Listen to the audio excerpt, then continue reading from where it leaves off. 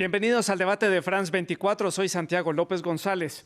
Las opciones para la oposición en Venezuela son cada vez menos, sobre todo después de que el chavismo recuperara el control de la Asamblea Nacional en unas elecciones parlamentarias marcadas por la masiva abstención, la falta de participación precisamente de los partidos de la oposición y la falta del reconocimiento internacional.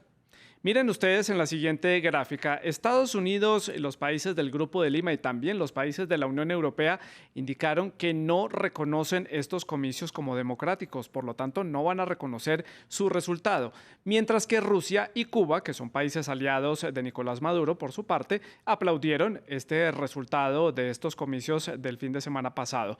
México y Argentina, que son países importantes en la región de América Latina, aún no se han pronunciado sobre los resultados de estas elecciones. De esta forma, el oficialismo gana entonces mayor control político, pero el gobierno de Nicolás Maduro hace frente a una aguda crisis económica, social y también sanitaria por la pandemia del COVID-19 que parece no tocar fondo. Así se adjudicó el triunfo en estos comicios Nicolás Maduro. Escuchemos. Hemos cumplido con la Constitución, hemos cumplido con esta Constitución. 5 años después, tengo que salir a decir: tenemos una nueva Asamblea Nacional, producto del voto popular. El pueblo ha elegido a sus nuevos diputados, a sus nuevas diputadas. Y hemos tenido una tremenda y gigantesca victoria electoral.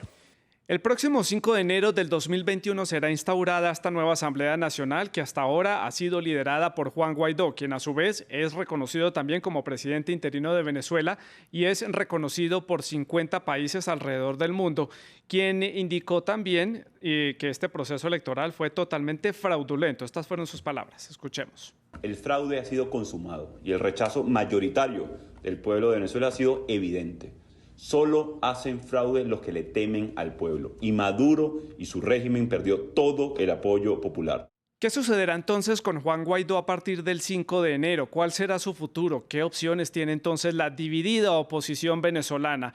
¿Qué hará la comunidad internacional? ¿Qué harán los líderes opositores que están en el exilio? ¿Y qué hará el gobierno para mantener a flote el país?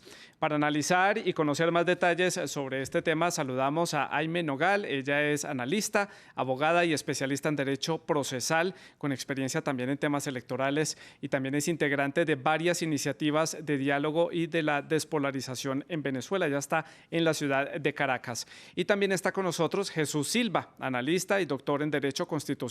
También se une a esta conversación desde la ciudad de Caracas, la capital venezolana.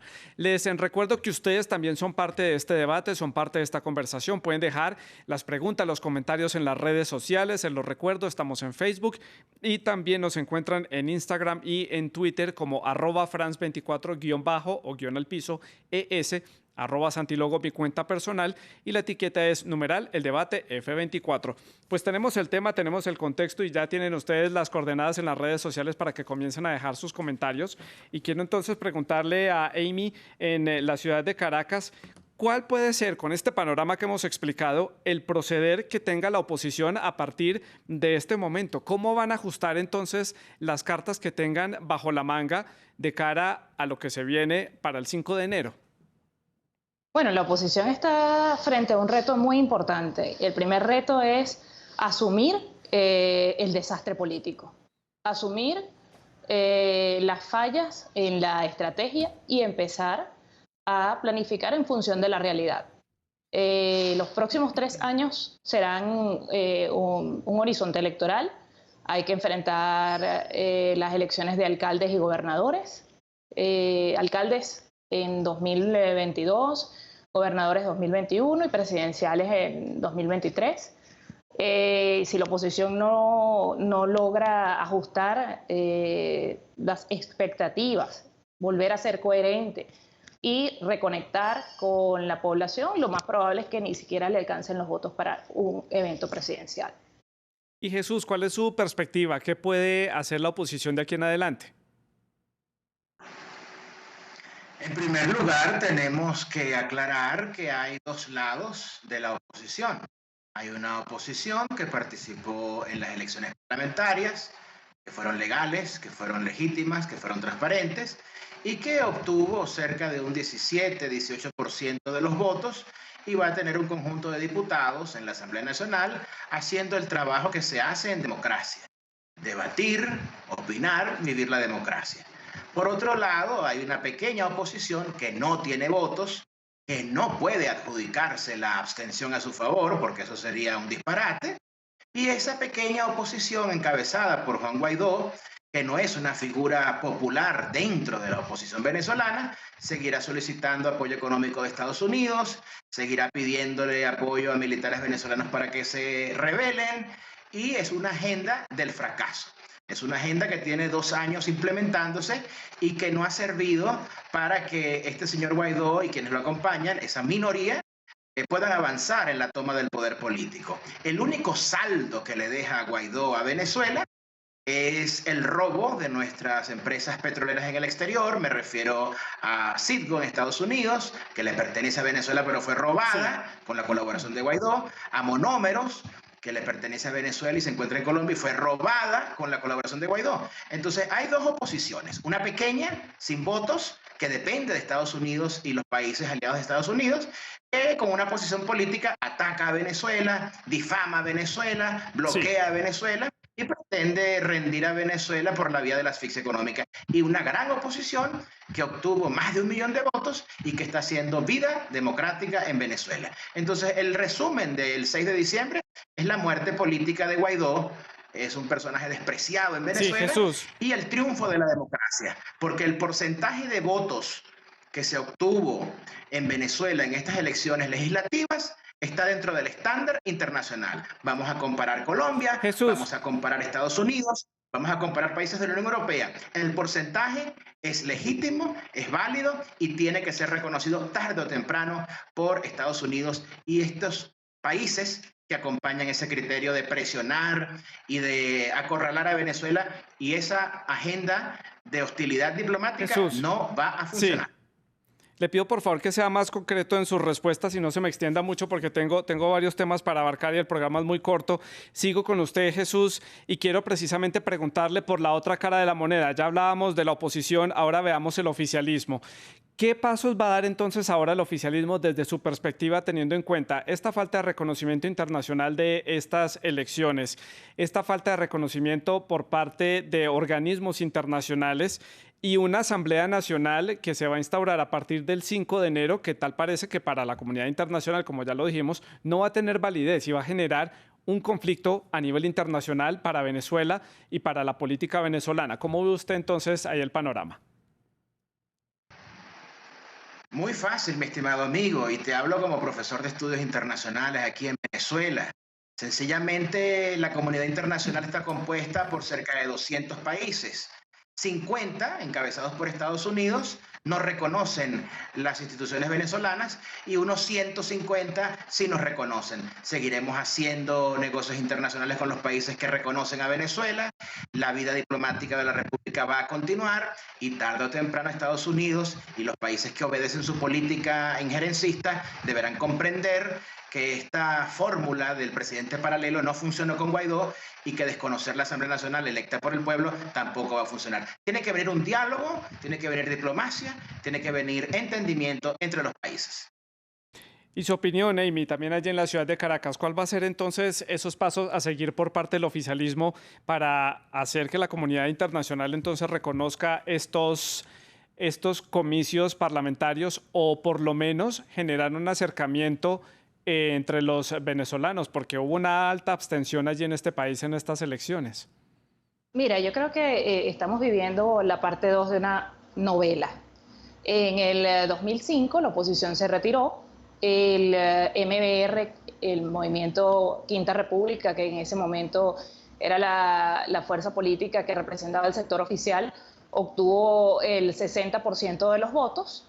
Eso se expresó en 114 puestos de 167 escaños en el Parlamento, y luego de eso vinieron las leyes del Poder Comunal. Fue el periodo legislativo en el que más leyes habilitantes se aprobaron. Se reformó la Ley Orgánica del Tribunal Supremo de Justicia para aumentar la cantidad de magistrados. Se dictó una nueva ley electoral. y se designó un nuevo Consejo Nacional Electoral. El reto que tiene el sector oficial en este momento es autorregularse. ¿Podrá hacerlo? Lo veo difícil porque su vocación ha sido siempre hegemónica. Y lo digo con el mayor de los respetos, porque además la vocación hegemónica no es exclusiva del chavismo en este continente, así lo vimos con el PRI en México y lo hemos visto con el peronismo en Argentina. Lamentablemente, el mismo accionar del sector oficial ha prácticamente eliminado sus opciones de contrapartes. Tienen una oposición que está mucho más interesada en complacer a la comunidad internacional y los lineamientos que recibe de algunos actores de la comunidad internacional, y tiene una oposición que ha decidido participar en la elección, pero que no tiene arrastre popular. Llevar adelante un diálogo sin contrapartes es bastante complejo. Además, se va a complejizar muchísimo más cualquier tipo de acercamiento, de negociación, de diálogo, por la cantidad de iteraciones que van a ocurrir, tomando en cuenta que cada vez hay más actores en el sector oposición. La Asamblea Nacional que ha resultado electa tendrá el reto de designar un nuevo Consejo Nacional Electoral, designar a unos magistrados cuyo periodo está vencido, designar a un fiscal general y designar a un contralor general. Frente a esto hay cada vez más actores del sector oposición y esa es otra de las tareas que tendrá que tomar en cuenta el sector oficial para poder plantear una negociación seria, que sea reconocida además por quienes, por ejemplo, han venido apoyando el diálogo en Venezuela, como es el Reino de Noruega. Sí, Amy. Amy, y precisamente, ya que usted habla de la comunidad internacional y, por ejemplo, la forma en que ha estado participando el Reino de Noruega tratando de acercar a ambas partes para instaurar una mesa de diálogo, ¿cómo cree usted que la comunidad internacional puede reaccionar a partir del 5 de enero? ¿Puede haber entonces más presión sobre Nicolás Maduro, más sanciones internacionales? Porque la Unión Europea de entrada ya dijo que no va a reconocer estos comicios. Estados Unidos se mantiene en esta posición, pero pues hay un cambio de gobierno. Ya veremos qué puede pasar con la nueva administración, y los países vecinos también se mantienen en esta misma línea. ¿Qué cree usted que puede suceder proveniendo de la comunidad internacional? Bueno, yo esperaría que la comunidad internacional tome nota de lo que ha ocurrido en los últimos 2 años. Si es que Venezuela está mucho más cerca de una solución o está más lejos. Si la comunidad internacional continúa sin tomar en cuenta los resultados que se han obtenido hasta ahora, debería evaluar incluso escenarios de cronificación, como el caso de Siria u otros países en donde las crisis políticas se estancan y independientemente de las decisiones de parte de la comunidad internacional, porque en algo coincido yo con Jesús Silva, y es en diferenciar a los países de la comunidad internacional. Si bien es cierto que tanto la Unión Europea como Estados Unidos han planteado grandes presiones sobre el gobierno de Nicolás Maduro, tampoco puede negarse que recibe un gran apoyo de otros países como Turquía, China, Rusia, que no pueden, sí, pero me refería quizás al músculo financiero. Sí. Y este gobierno camina hacia encontrar un punto de equilibrio a través de la ley antibloqueo. Estabilizar la precariedad en cierto sentido, por lo cual que yo creo que la comunidad internacional debería revisar detenidamente cuáles son los éxitos y los fracasos, y recordar que la decisión del conflicto venezolano debe estar en manos de los venezolanos, y la solución que debamos construir tiene que pasar necesariamente por nuestras manos, nuestra idiosincrasia y nuestra forma de resolver los conflictos. Claro. Jesús, ¿y cuál es su opinión al respecto sobre la forma en que la comunidad internacional puede comenzar a actuar, a presionar más a Nicolás Maduro? ¿Simplemente se hará el de la vista gorda y deja que las cosas fluyan? O, como dice Amy, pueda empezar a ver de pronto un cambio en la mirada por parte de la comunidad internacional y se empieza a ver a Venezuela de otra manera, y simplemente pues estos países que apoyan al gobierno de Nicolás Maduro empiecen a ejercer ahí alguna presión en actores como Estados Unidos, la Unión Europea, los países de América Latina? ¿Cómo lo ve usted? Voy a ser enfático. Estados Unidos no es la comunidad internacional. Los 28 países de la Unión Europea no son la comunidad internacional. Ellos son una alianza que tiene una posición política y que respeta la soberanía de Venezuela y de otros países que tienen un funcionamiento interno distinto a los dictados de Estados Unidos.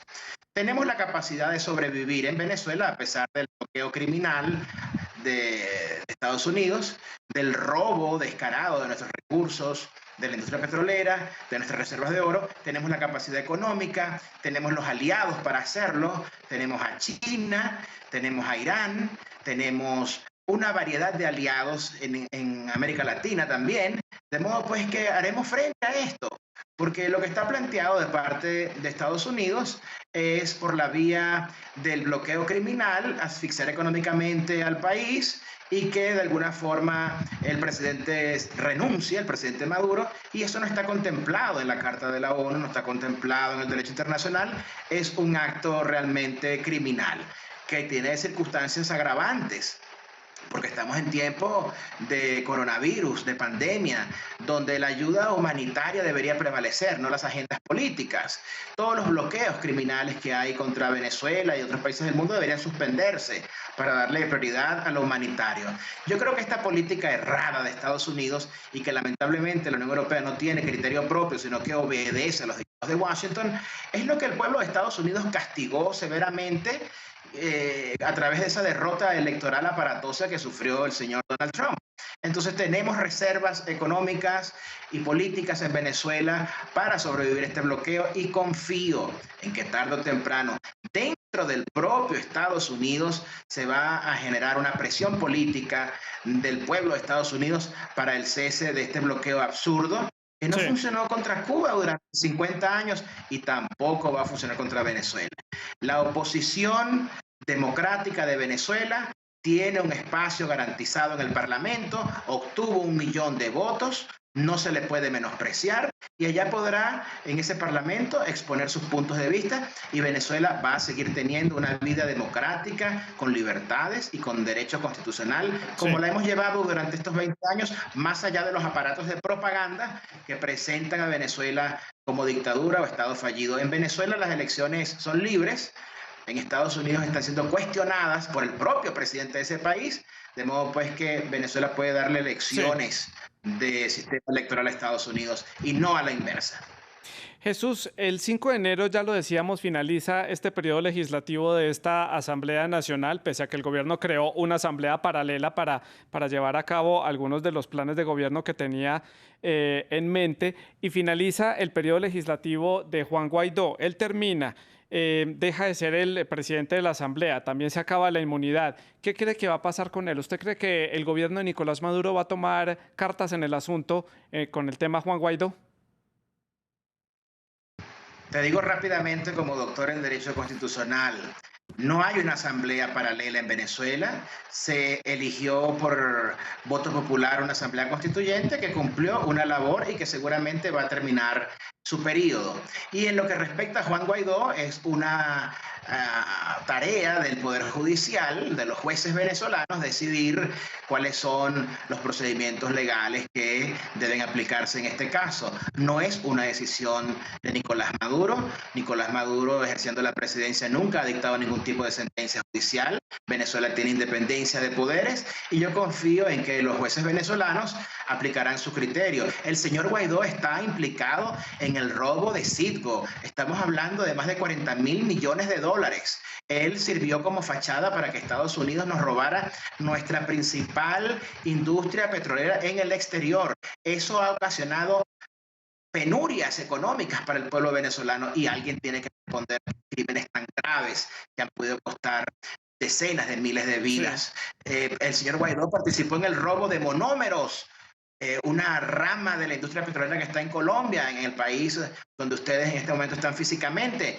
Guaidó tiene que responder ante la justicia venezolana, pero repito, no es decisión del presidente Nicolás Maduro, es decisión de los jueces venezolanos. Amy, su opinión sobre qué va a ser del futuro de Juan Guaidó una vez termine su legislatura el 5 de enero del 2021 y se acaba también su inmunidad. Bueno, mira, es una pregunta difícil, jugar a ser astrólogo, ¿no? sobre el futuro de Guaidó. Creo que cualquier político desea y aspira mantener al menos un bajo nivel de rechazo. No es el caso de Guaidó. Creo que además es su primera pérdida, gran pérdida, ¿no? Haber dilapidado el capital político que en algún momento obtuvo. Con respecto a si el gobierno de Nicolás Maduro va a proceder a tomar alguna medida en contra de él, creo que hasta ahora el gobierno ha actuado con más mesura de la que se cree. También hay que recordar que cuando hablamos del gobierno de Nicolás Maduro no estamos hablando de una sola ala, sino que son varias alas disputándose el liderazgo y disputándose incluso la posibilidad de quién será el que releve a Maduro en el 2024. Y también pesa, creo, la necesidad de que se obtenga el reconocimiento de esa nueva Asamblea Nacional.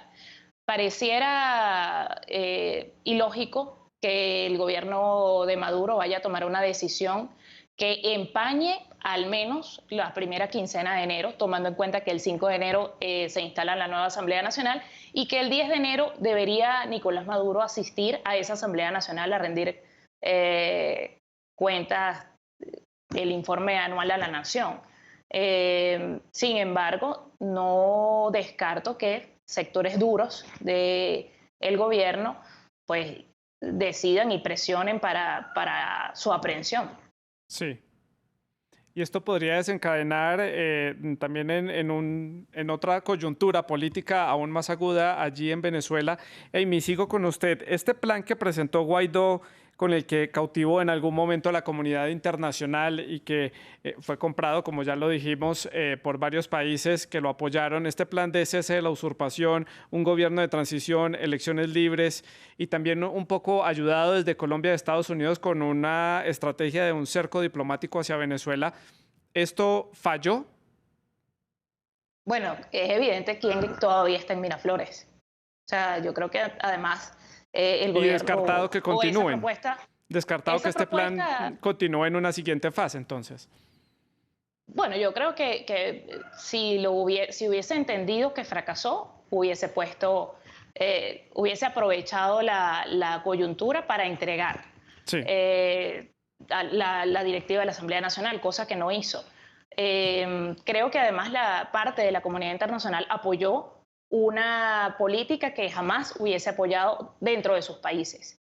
Y se encuentra, en cierto modo, entrampada, porque tendría que desdecirse de 2 años de respaldo absoluto a un mantra, un eslogan publicitario. Y detrás de eso, en el momento de mayor presión, estoy hablando de quizás el 23 de febrero del 2020, y los días subsiguientes no se utilizó para acudir a una mesa de negociación y tratar de resolver. La capacidad de movilización popular está absolutamente devastada. El rechazo que hay hacia los partidos políticos, el rechazo que hay hacia la dirigencia de los partidos políticos es innegable.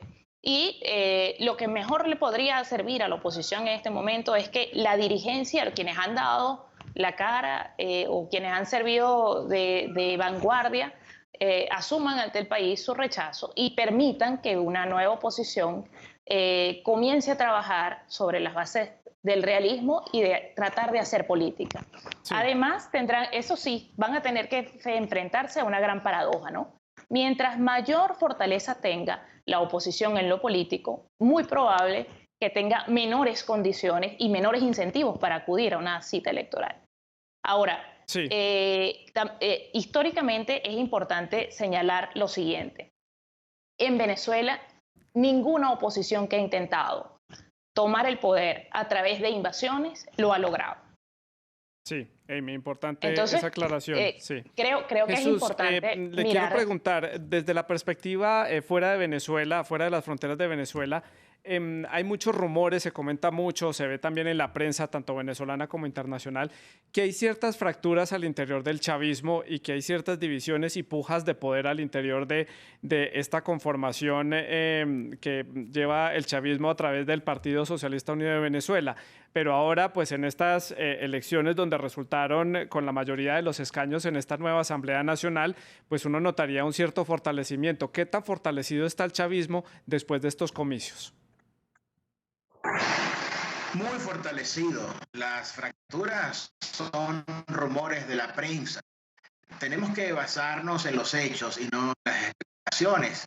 El Partido Socialista Unido de Venezuela ha obtenido más del 68% de los votos para la Asamblea Nacional, se ha presentado con una variedad de aliados, la votación ha sido contundente, el índice de participación se asemeja a otros países de la región inclusive de lo que se denomina el primer mundo.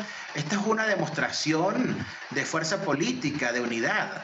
La preocupación debe encontrarse en la oposición, donde han bajado millones de votos, han perdido millones de votos, donde quien es reconocido como supuesto líder de la oposición por un grupo de países que no son la comunidad internacional, porque Estados Unidos no es la comunidad internacional, Unión Europea no es la comunidad internacional, bueno, están apostando estos países a un señor que está políticamente derrotado en Venezuela, que es rechazado por la inmensa mayoría de los venezolanos, que le cuestiona el robo de empresas pertenecientes a la industria petrolera venezolana, lo cual ha traído enorme catástrofe económico para Venezuela. Entonces, el que tenga ojos que vea, hay que reconocer la fuerza del chavismo que ha sido demostrada en estas elecciones. Estamos en un país bloqueado, donde el 99% del ingreso en dólares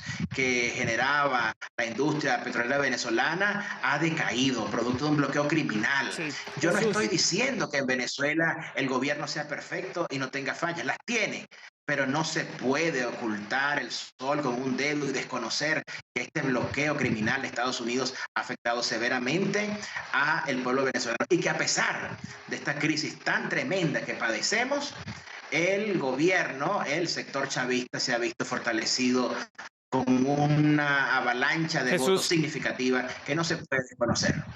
Aprovecho también para preguntarle qué lectura hace usted de esa participación del 31% del padrón electoral. Son 40 puntos porcentuales por debajo de las parlamentarias del 2015. Independiente de oposición, chavismo, es el voto de los venezolanos. ¿Qué le dice a usted esta alta abstención?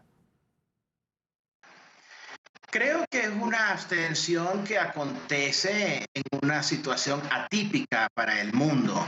Estamos viviendo la pandemia del coronavirus, estamos en tiempos de cuarentena, no se puede comparar esta situación especial con ninguna situación anterior y a pesar de eso hay que observar que las fuerzas del chavismo obtienen más de 4 millones de votos. Entonces, sí, ese porcentaje creo que es significativo, que es respetable, que es una base política importante y que ahora el gobierno y el chavismo en el Parlamento deben trabajar día y noche por pelear legalmente contra el bloqueo, contra el robo de los bienes venezolanos, porque la derrota de ese bloqueo ilegal, de esas confiscaciones ilegales, serán determinantes para la recuperación económica de Venezuela. Ojalá que en ese mundo desarrollado, esa gente que no son la comunidad internacional y que son simplemente Estados Unidos y sus aliados, haya reflexión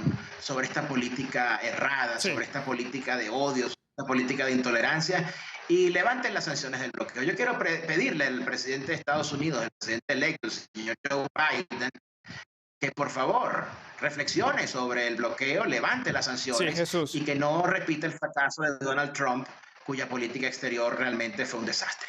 Amy, ¿y su lectura de esta alta abstención en Venezuela en estos comicios? ¿Cuál es la lectura que usted hace? ¿Qué mensaje están mandando allí los venezolanos a través de esa falta de salir a ejercer su derecho ciudadano? Mira, yo creo que ante una altísima abstención todos somos perdedores. En primer lugar, señal de una falta de confianza en el proceso. Más allá de la discusión acerca de si fueron unas elecciones legítimas, si fueron competitivas o no, una falta de participación y una apatía debe preocuparnos a todos.